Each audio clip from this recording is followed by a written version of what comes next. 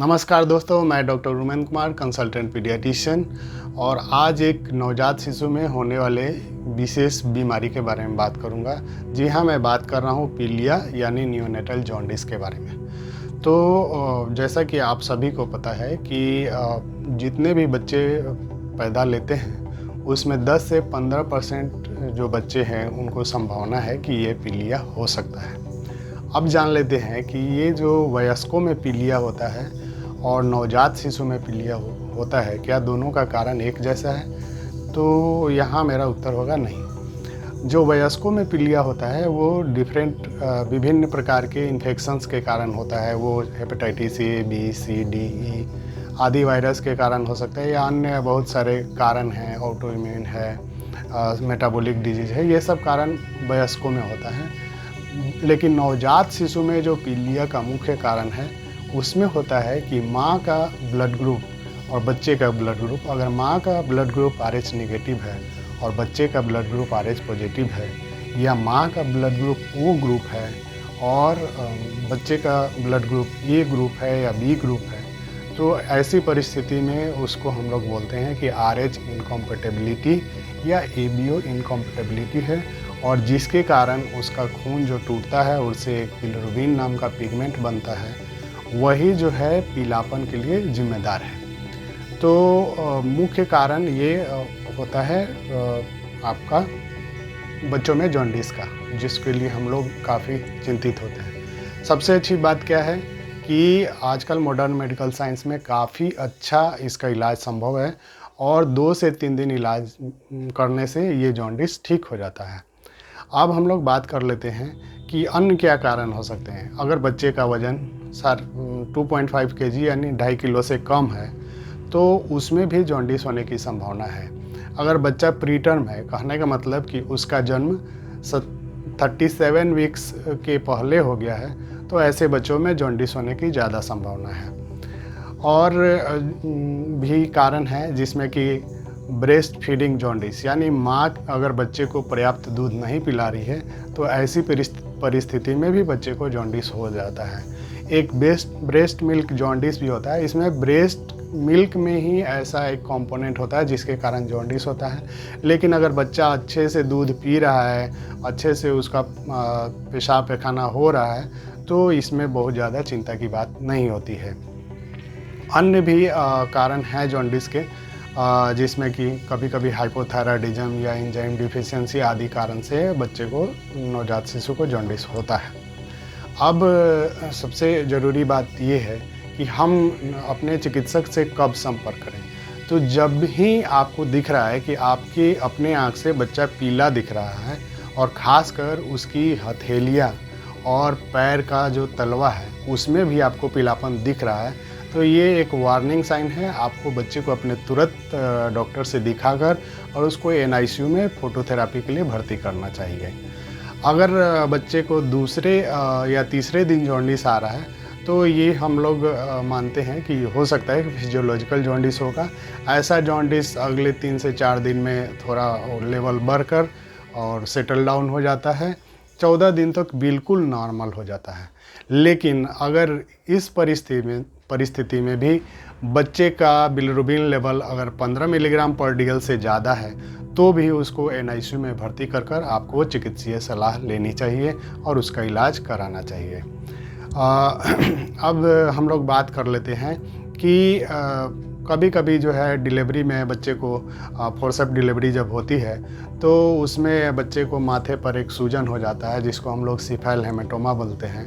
तो उसमें भी चूँकि खून के सेल्स का ब्रेकडाउन होता है तो जॉन्डिस होने का संभावना रहता है।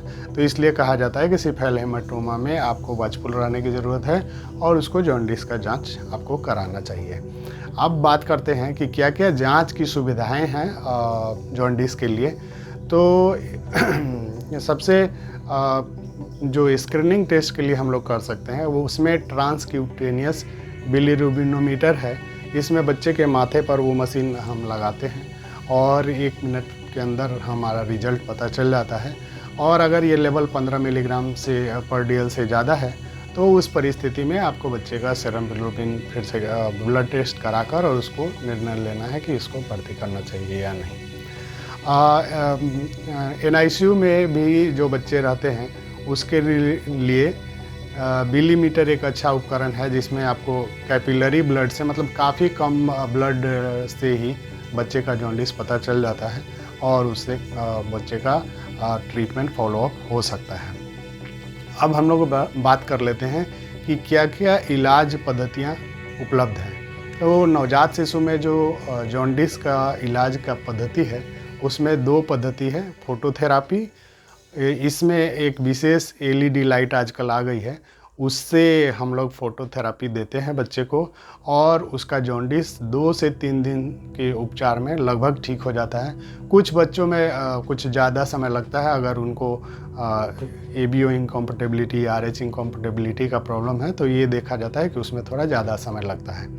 अगर जॉन्डिस इससे भी नहीं ठीक होता है तो उस परिस्थिति में एक्सचेंज ट्रांसफ्यूजन करते हैं, मतलब ब्लड बैंक से खून मंगाकर हमको उसके खून को एक्सचेंज करना पड़ता है, बदलना पड़ता है। तो ये 2 मॉडलिटी है और एक्सचेंज ट्रांसफ्यूजन की ज़रूरत आजकल कम पड़ रही है। ज़्यादा मॉडलिटी, चूँकि LED लाइट काफ़ी आजकल यूजफुल है, तो इस परिस्थिति में जॉन्डिस उसका ठीक हो जाता है।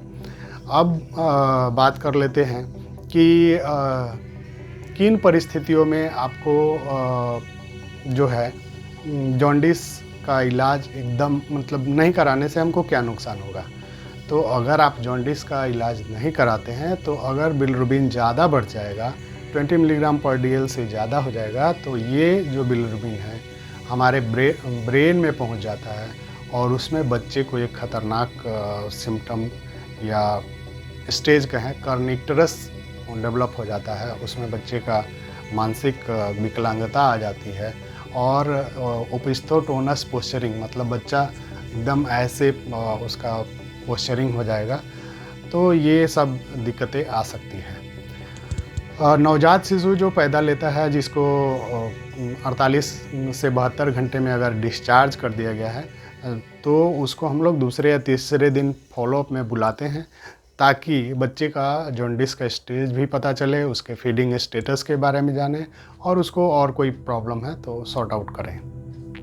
अब जान लेते हैं कि क्या सनलाइट यानी धूप के सेक से जॉन्डिस के इलाज में कुछ लाभ है।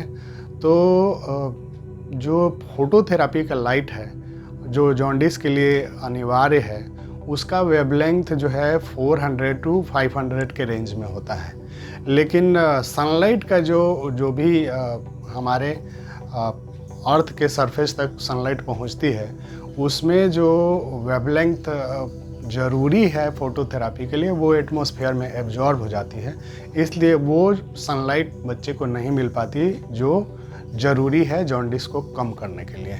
तो ऐसी परिस्थिति में अगर गर्मी के दिन में बच्चे को आप सनलाइट में रखते हैं तो उसको हीट ज़्यादा एक्सपोजर होगा तो उसका इंजरी होने का चांसेज है। अगर जाड़े के दिन में आप कर रहे हैं तो बच्चे को ठंडा लग सकता है, हाइपोथर्मिया हो सकता है। और लाभ, जैसा कि मैंने बताया कि जो UV रेज A और B का कंपोनेंट है जो कि चाहिए 400 to 500 नैनोमीटर के रेंज में, वो सनलाइट में मिल नहीं पाता है, तो उसके फ़ायदे तो हैं नहीं और नुकसान हो सकते हैं।